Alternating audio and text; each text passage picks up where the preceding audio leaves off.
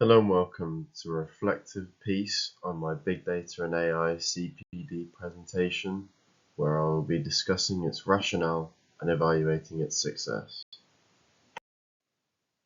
We will begin by discussing the rationale of the presentation. This session is designed for the performance analysis team at Walsall Football Club. These staff members operate within a data-rich environment where large volumes of tracking, event, and physical data are available. However, there is often variation in confidence and understanding when working with big data and AI tools. As a result, the session is designed to be accessible, relevant, and directly applicable to their day-to-day roles, ensuring it meets the needs of an analyst. However, on the day of delivery, coaching staff also attended the session. Due to the time constraints, it was not possible to significantly adapt the content or delivery style to fully suit this broader audience. As a result, the session reflects a mixed audience context, where some content may have been more technically focused than ideal for coaches. Despite this, the inclusion of coaches is still valuable, as they are key decision makers in performance environment.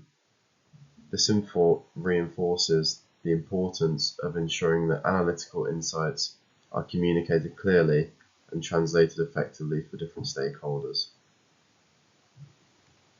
The purpose of this CPD session is to develop a clearer understanding of how big data and artificial intelligence can support performance analysis in football. While many clubs now have access to advanced data, there can be a gap between having access to data and effectively using it to inform decisions. This session aims to bridge that gap by focusing on how data and AI can be applied in practice rather than just understood conceptually. It is therefore highly relevant within a performance analysis context, as it supports more informed, efficient, and impactful decision making. This session is directly informed by the key concept explored in SARA 1, which examined the role of big data and artificial intelligence in sport performance analysis. The literature highlighted a clear shift from traditional descriptive analysis towards more predictive and data-driven approaches, supported by advances in tracking technologies and machine learning. However, it also identified several important limitations. In particular, much of the research focuses on model development and pattern identification, with less emphasis on how these insights are interpreted and applied within real coaching environments. Additionally, there are concerns around data quality, contextual understanding, and over-reliance on quantitative metrics, which can oversimplify complex performance behaviors. As a result, this session is designed not just to explain big data and AI, but critically explore how they should be used in practice, aligning with the key principle that these systems should act as decision support tools rather than decision replacement tools. The design of this session is informed by three key learning approaches. Firstly, constructivism underpins the use of questioning and discussion throughout the session. This allows learners to actively engage with the content and build understanding based on their own experiences. Secondly, experiential learning is applied through reflection tasks. Participants are asked to consider how big data and AI are currently used within their environment and revisit this thinking at the end of the session. Finally, cognitive load theory is considered in how the content is presented. Given the complexity of the topic, information is structured and simplified using clear and visual takeaways, reducing the risk of overload. The session content is informed by key research used throughout the presentation.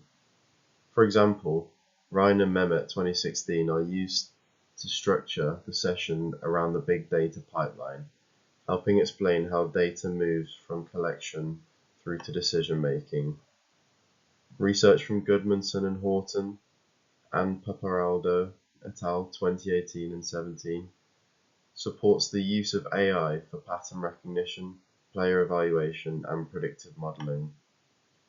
In addition, studies such as Araujo et al. 2021 and Yu et al. 2022 demonstrate how AI can automate performance analysis tasks, including event detection and video analysis. Finally, more applied perspectives from Lolly 2025, Kleber 2026, and Chang et al. 2024 inform how big data is used in practice, particularly in tactical analysis, performance modeling, and injury monitoring. These studies are not presented in isolation, but are used to support practical examples, ensuring the session remains relevant to real-world football environments. The delivery methods were selected to maximize engagement and ensure learning is transferable to practice. Firstly, visual models and diagrams are used to explain complex systems, helping make abstract concepts more understandable. Secondly, interactive questioning encourages participants to engage actively and think critically about their own practice. Thirdly, applied football examples ensure all concepts are grounded in real-world performance environments, increasing transferability. And finally, a reflection activity allows participants to reassess their understanding, reinforcing learning and highlighting development. Ultimately, this CPD session is designed to enable analysts to critically and confidently integrate big data and AI into their decision-making, enhancing performance while maintaining the importance of human expertise. Now it's time to evaluate several aspects of the CPD presentation. I agree. And how specifically do you use it here at Warsaw? So big data is used, so throughout our matches we use our own code window in a way that allows us to get data straight throughout the game and ready for us at half time, ready for us at the end of the game, and the same for individual players. We also use it for match preparation, so we have a software called Match Tracker, which allows for us to use data to support what I see when I'm watching a game. So, for example, Bromley, we know that they're a very direct team that look to play long a lot of the time. So, for our meeting this morning, we used an example of all of their goal kicks from the last 5 games and use that to support what we believe will happen in the game upcoming, and use it so that the players actually have this visualization straight in front of them to know what the game could look like coming up. And then we also obviously use it for, I'll let Dennis talk a little bit more about it, but physical data. So yeah, I'll let Dennis elaborate more on that. From a physical point of view, the data is used to inform training recommendations, to show readiness to train the players, to track their long-term loading strategy, to reduce injury risk, and also to test to see how younger players are developing. Oh, okay. That's interesting in terms of development as well. It's very important at that stage. So I think it's not really utilised here at the club, is it?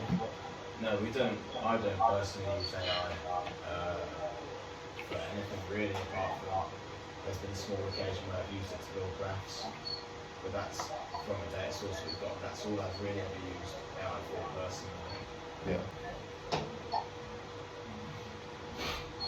And why do you think that is? Do you think it's a case of trusting it, or do you think it's implementation that takes time? Yeah, to be fair, I don't think I need it at the moment with the processes that I've got in place. I mean, with yourself and Ben, fortunate enough to have two people that I fully trust to be able to do the work that needs to be done. And like you said, the word trust is massive for me. So I know that you'll get the work done to 100%, and so will Ben. So that's my sort of main reason as to why I haven't used AI. Yeah. Personally. Yeah, and that touched on the same sort of themes that TC was running. A key area of reflection from the CPD session was how applied practice at Walsall FC aligns with the current research in big data and performance analysis. During the session, both the head analyst and fitness coach highlighted that big data is already embedded within their workflows, particularly through live coding, monitoring player readiness to train, tracking physical load to assess injury risk, and evaluating the development of younger players. This reflects the literature, which identifies big data as a central tool in modern performance environments, particularly in areas such as injury prediction, workload monitoring, and tactical analysis. For example, research highlights the increasing use of tracking and physiological data to model player performance and injury risk, demonstrating a clear alignment between theory and practice. However, this interaction also highlighted the importance of nuance. While the research often emphasizes advanced modeling and predictive analysis, applied practice at Walsall FC appears to focus more on practical, actionable uses of data, such as informing daily training decisions and monitoring player development. This supports the idea identified in the literature that the value of big data lies not only in its analytical capability, but in how it is interpreted and applied within real-world contexts. In contrast to the use of big data, a key reflection emerged around the limited use of artificial intelligence within applied practice. In the session, the head analyst explained that AI is not currently integrated into their workflows, and instead, tasks that could be automated are allocated to other analysts. This decision was largely based on trust in humans' judgment and reliability of manual processes. This highlights the important tension between research and practice. While the literature emphasized the growing role of AI in automating processes such as event tagging, performance reporting, and predictive modeling, this is not always reflected in applied environments. Instead, analysts prioritized control, transparency, and trust, particularly where AI systems are perceived as complex or difficult to interpret. This aligns with broader concerns around the black box nature of AI, where outputs are not always easily explained. In this context, the analyst's preference for human input suggests that interpretability and accountability are key factors influencing adoption rather than efficiency alone. So here's a theoretical model of how big data is implemented in football. So the concept was a pipeline that integrates multiple data sources to generate tactical insights. So at the top here we have the input data sources, such as tracking data, which could be anything from player movement or running in general. Physiological data, so their fitness levels and the workload that they've had recently. Coaching data, so things like what goes on in training and tactical elements that have been applied. And then also things that are out of our control, such as psychological and crowd data. And these are all combined into a big central data storage system, which splits up into structured data, semi-structured data, and unstructured data. The next stage is a processing layer, where data is analysed in a machine learning system. This helps us identify patterns and relationships in team performance.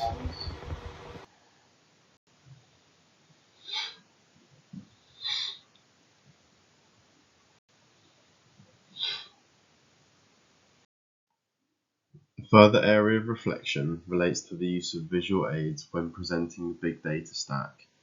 During this section, I was conscious of the principles of cognitive load theory, particularly the need to simplify complex information.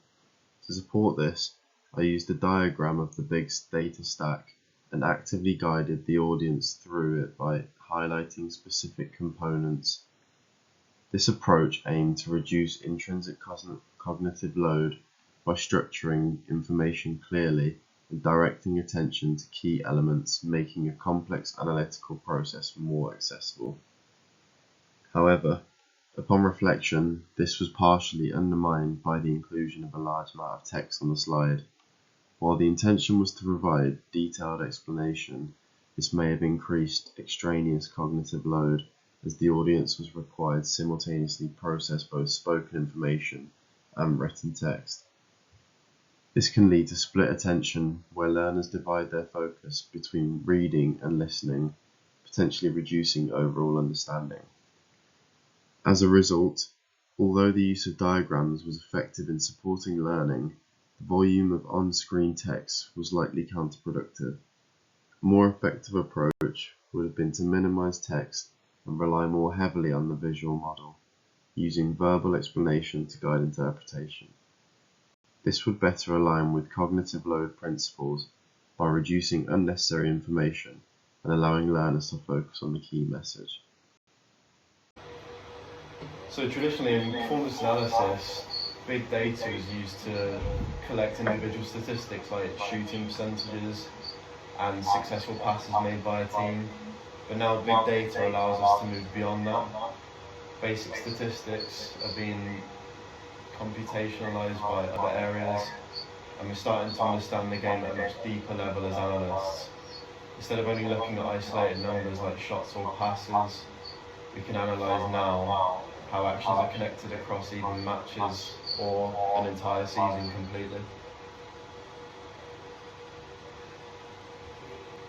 So big data is used to transform raw data into match data insights. Event data and tracking data can be used to build metrics such as pass completion, under pressure, and progressive carries. It can also help us build models such as XG and XA, and possession value models which can be created to predict outcomes. Understanding the chances to success to achieve this success helps us identify individual underperformance and team weakness, which can be really important in highlighting what we can be doing better on a week-by-week basis. It also supports tactical decisions. It assists pattern recognition that can be used to identify opponent weaknesses, and then can be used alongside big data outlining our strengths. It's also used for performance and physical data. So it analyses GPS data to monitor fatigue and injury risk, as we touched on earlier. And it can also connect physical output with performance metrics. It also helps when we're communicating insights. It helps us translate data into actionable insights. In my opinion. So would I change anything currently at the moment in terms of anything different to big data or AI? If I'm being honest, probably not. I mean, I'm quite comfortable with everything that's going on so far. Yeah. From an SEC point of view, I'm sure fans will probably be the same. Unless you've got something else to say. No, I think they'll be able to analyse big data, but we won't be able to give you any context. So, doesn't know the player, doesn't know the coaching information that's being given. So, if it analysed today's training load, it would say this player was really high, this player was really low, but it has no idea about how that player plays the game and what they need to do to prepare. So, data without context is useless. It's not as simple. A further area of reflection relates to my delivery style during the section on big data. In this clip, I provided a detailed explanation of the evolution of big data in sport and its current applications, demonstrating a strong level of subject knowledge. However, my delivery relied heavily on reading directly from text-heavy slides with limited interaction with the audience. While the content itself was accurate and informative, this approach likely reduced audience engagement. Reading from slides can create a more passive learning environment where participants are positioned as recipients of information rather than active contributors. This contrasts with the intended use of the constructivist learning principles, which emphasize interaction, discussion, and the co-construction of understanding, something I utilize much better in other sections of the presentation. On reflection, a more effective approach would have been to reduce the amount of on-screen text and use prompts or keywords instead, allowing me to speak more naturally and maintain eye contact with the audience. Incorporating simple questions or prompts during the section could have also encouraged participation and reinforced understanding. The final clip provides an important insight into the overall effectiveness of the presentation in influencing the analyst's thinking. In this section, I asked them if they would consider making any changes to their current processes. The response indicated that no immediate changes would be made, although there was an openness to future adaptation once AI becomes more developed. This suggests that the presentation was partially effective, in that it encouraged reflection and consideration of future possibilities, but did not lead to immediate challenges in practice. A key reason for this may relate to how AI was positioned within the presentation. The analyst highlighted concerns around AI lacking contextual understanding, suggesting that the session may not have fully addressed how AI can be integrated alongside existing knowledge and experience. This indicates that while the presentation successfully introduced the potential of AI, it may have been less effective in building trust and demonstrating practical relevance within the current performance environment.